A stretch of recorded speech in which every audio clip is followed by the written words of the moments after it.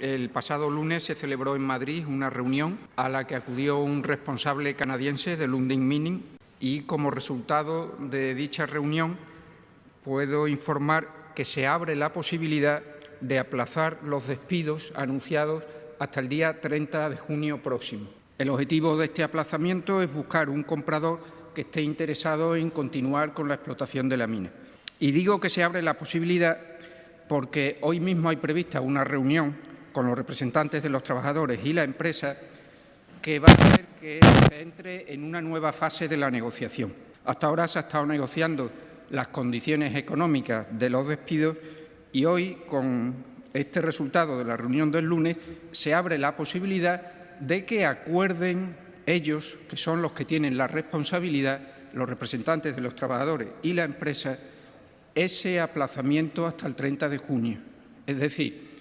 desde la política lo que hacemos es abrir la posibilidad, pero el acuerdo y las condiciones del acuerdo le corresponden a los negociadores, la empresa y los representantes de los trabajadores. Por tanto, en este momento, y quiero subrayarlo, me gusta ser muy prudente,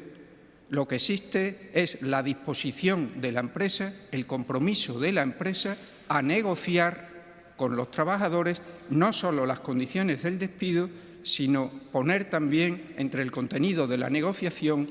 esa prolongación de la suspensión de contratos hasta el 30 de junio.